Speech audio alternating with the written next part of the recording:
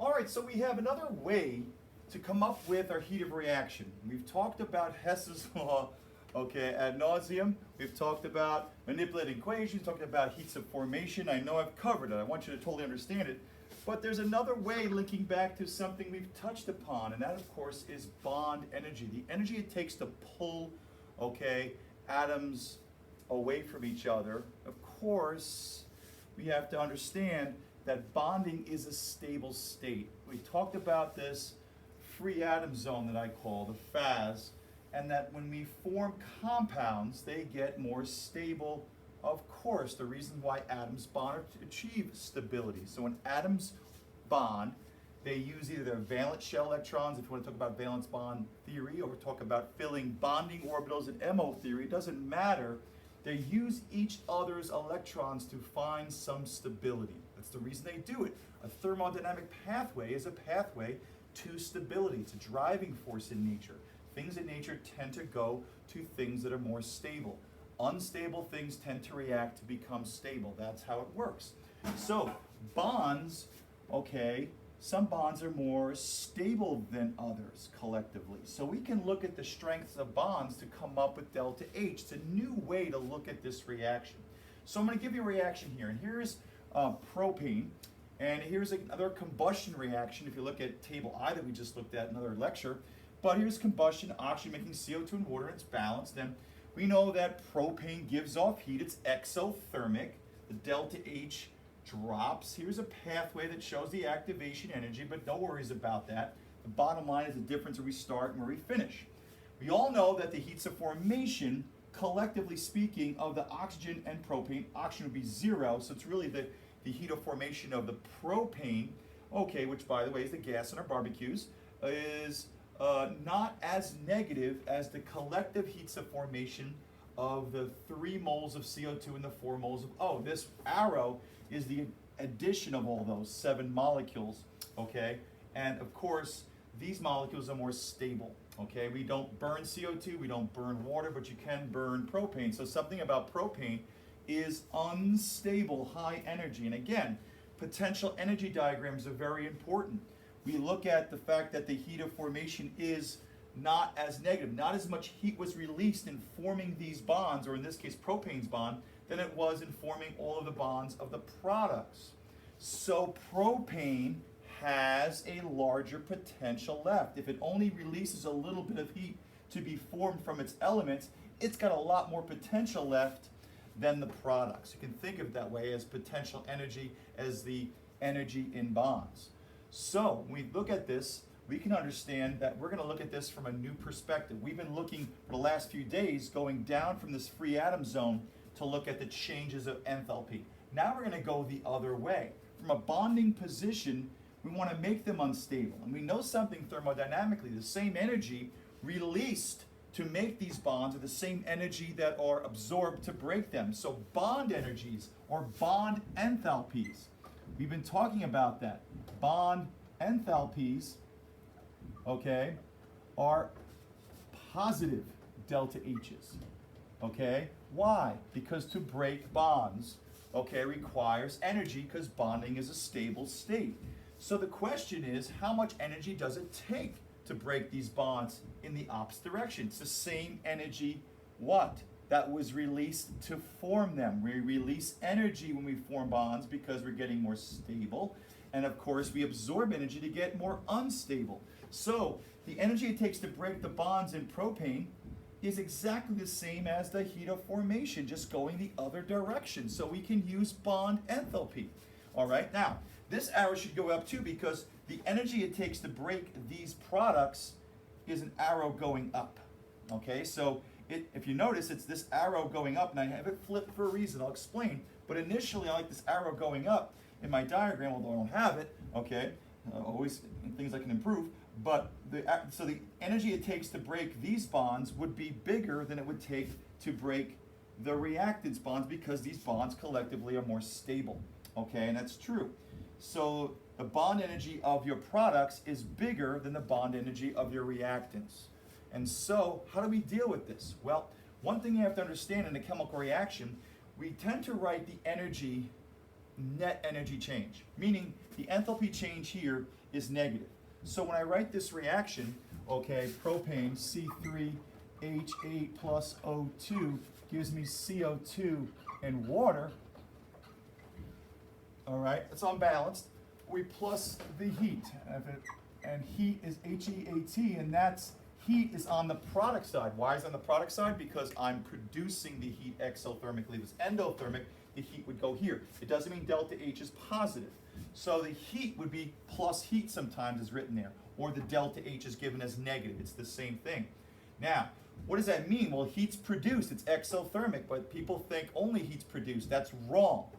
In every chemical reaction or process, okay, there's going to be some energy needed to pull them away from each other. In this case, I've got to break these bonds for this to react. In order to make CO2 and water, I got to pull these bonds apart. So the bond energy, we apply energy to break these bonds. So in this case, we've got to add energy to break bonds. In every chemical reaction, energy must be absorbed to break bonds. That's part of the activation energy.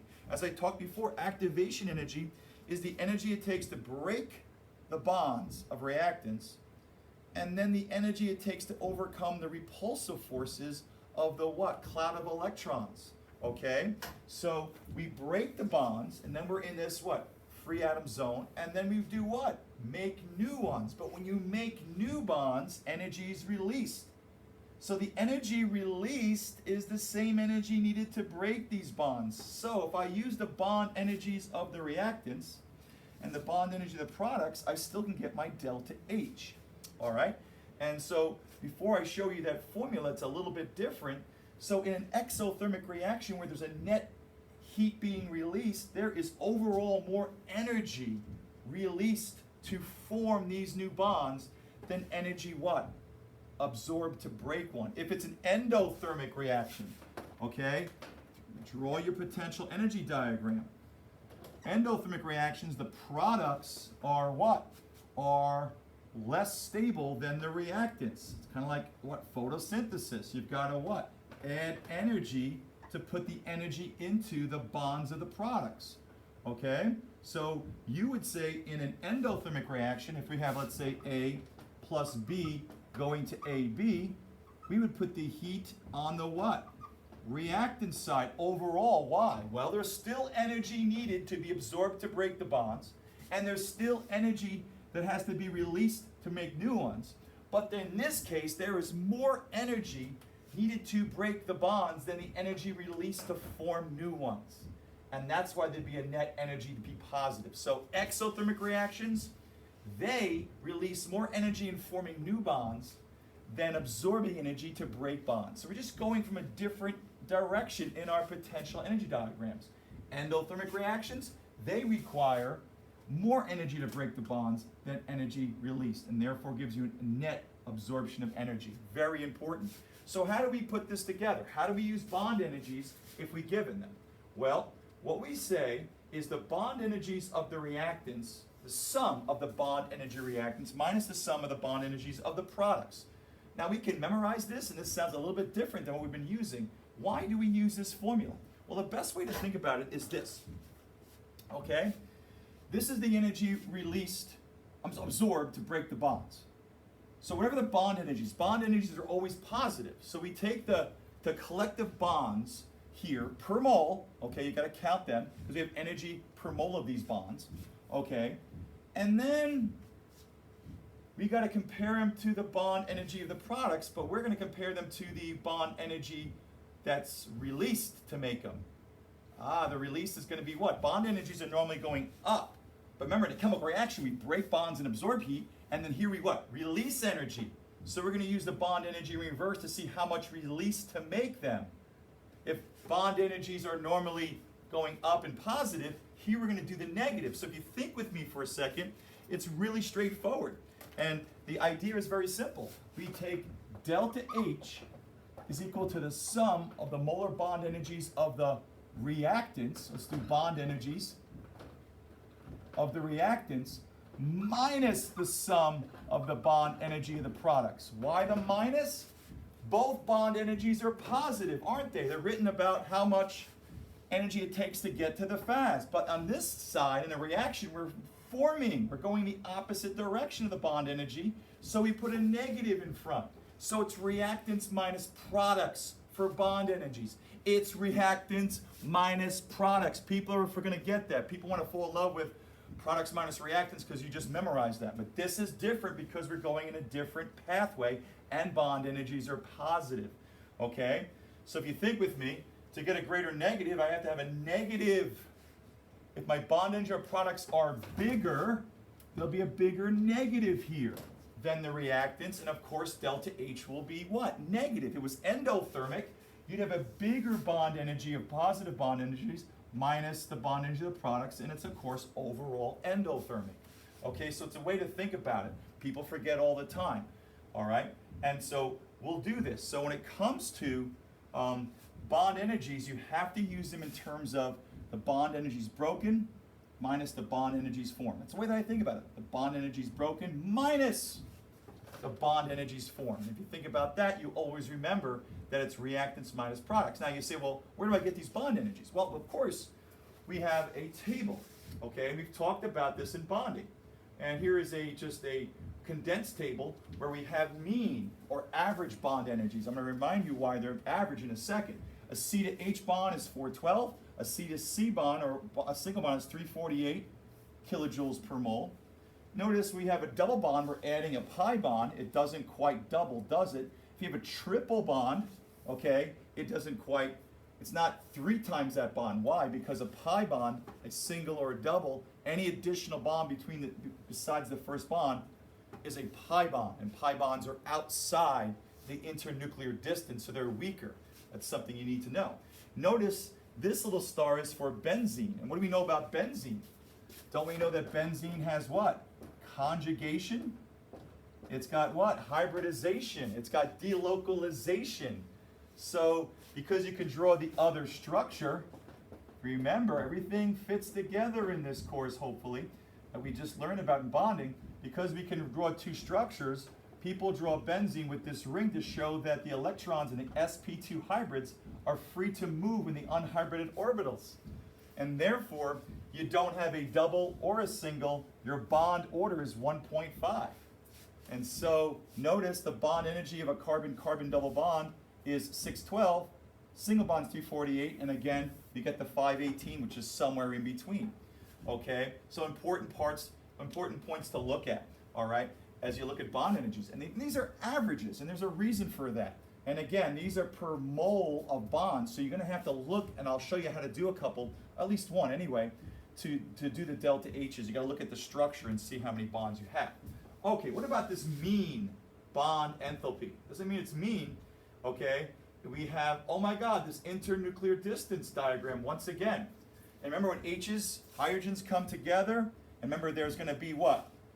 A battle between the repulsive forces of the nuclei, in this case 1 proton, and the attractive forces of the electrons. Remember, hydrogen wants to have 2 electrons to fill its first principal energy level and get stable. So as they come together, the attractive forces are great enough for the energy to drop, become negative, become more stable. And at some point, all right, this is the best distance or the strongest bond, the shortest distance between the nuclei, because this is where the repulsions are so great they minimize the attractions for electrons, okay, outweigh the repulsions between them. This is the best position between repulsions, meaning if you put them too close together, okay, this becomes unstable because the nuclei of the 2 atoms are too tight together and they repel each other. And if they're too far together, the nuclei can't attract. So this is the best possible scenario between repulsion of the nuclei and the attraction, and this is where the strongest bond is. However, we know it's an average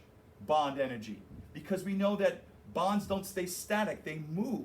They grab some energy and pull away. They release that energy and get closer together or get pulled closer together. They're constantly absorbing and releasing energy. So they're constantly either absorbing energy, release it, absorb the energy, release it. They're constantly vibrating. And that's how greenhouse gases work. We've talked about that.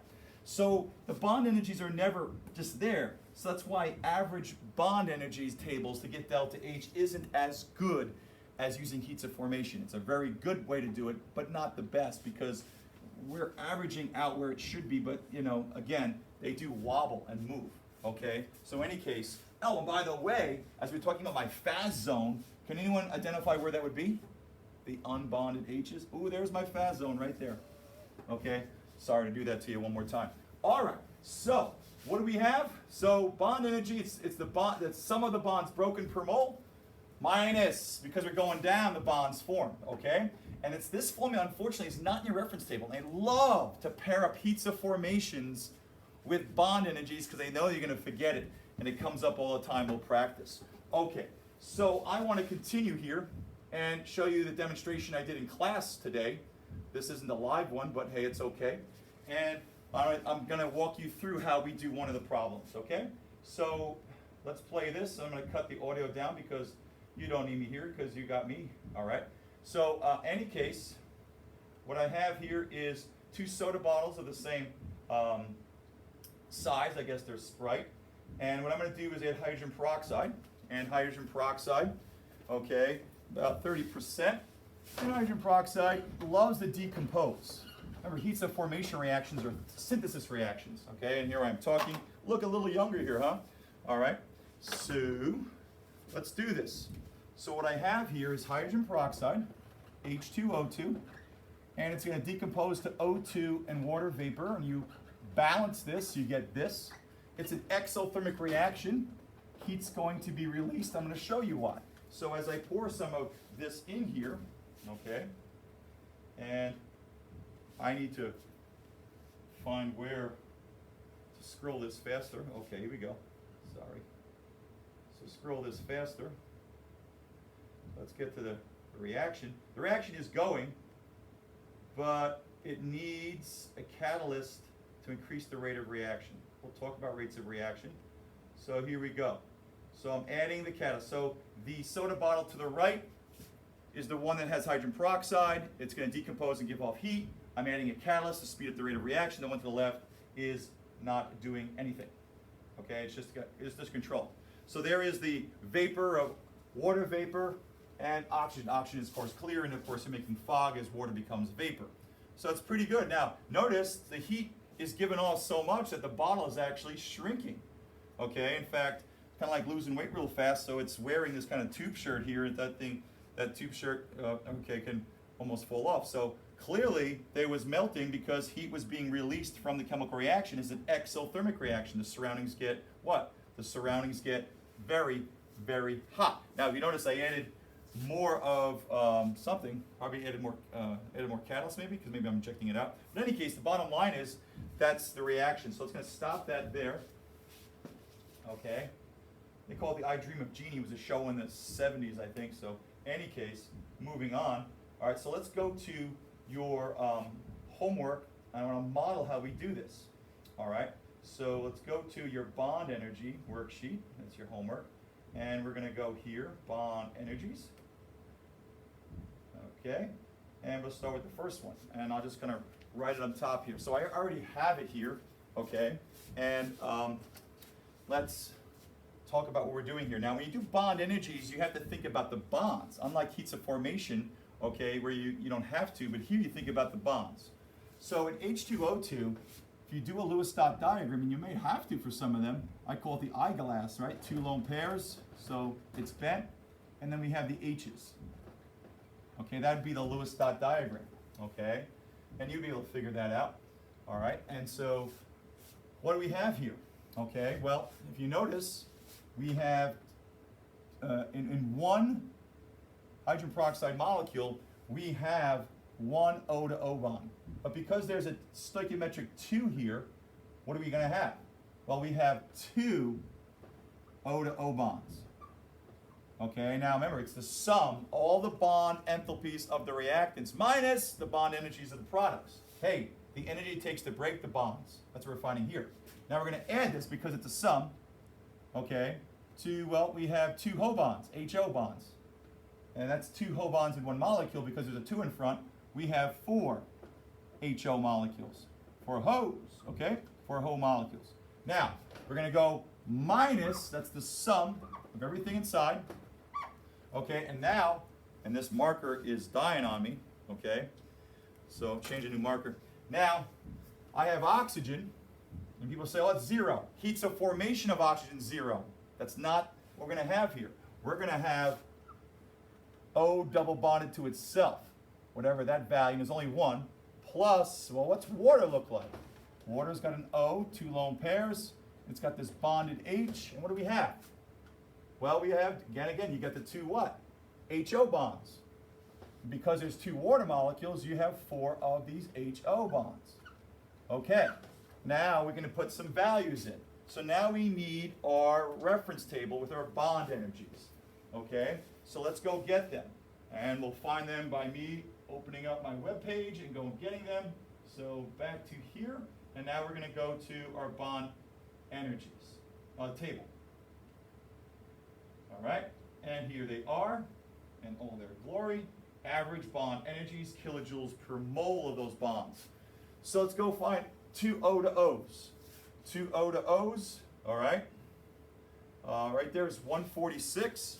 So 2 times 146 plus, what's the H to O? All right, where's my HO bonds, okay? 463. 4 times 463 minus, was this a better marker? Got O to O. Now they have O2 here, so that's really O double bonded to O, so 495. 495 plus, hey, that's that HO bond again, we just had that one, so 4 times, and another marker bit the dust, okay?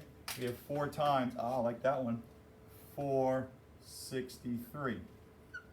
And we do the math. Now, notice something, I make my life easier. Remember, this all equals delta H of the reaction.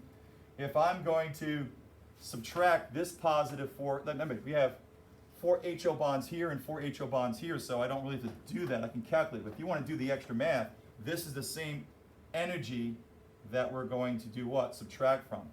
So essentially, my math is 2 times 146. Get my later of calc here, very simple. And again, it's the what? The bond energies of the reactants minus the products with the bond energies. Okay, so this is too fancy of a calculator I'm used to. Okay, so 2 times 146, okay, which is 292, minus 495. Minus because we're doing what? Bond energies are positive.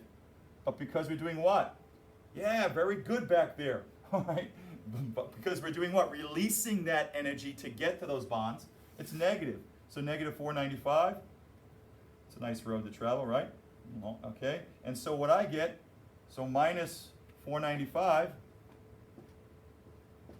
and that is the energy it takes to break the bonds, the energy that it takes to make new ones. There's a lot more energy to make new ones. So if I draw this, 292, right? 292 to break them, 495 to make new ones. Hello, we're starting high and going what? Low. Delta H is negative. So when I do the math, I get a negative 203 kilojoules per mole. And that's how you do it, okay? So it's bond energy. It's the same idea, just using the different direction. Okay, using how much energy it takes to make the bonds. It's tied to Hess's law, and this is another example of Hess's law, but using bond enthalpies, average bond enthalpies. Not quite as good as delta H's of formation, but essentially very good to use nonetheless, and you will see it. So the delta H of the reaction right there. Of course, it's negative because energy was what?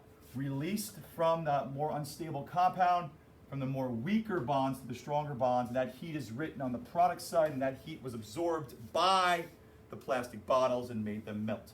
Hope that helped. Continue on that worksheet, same way.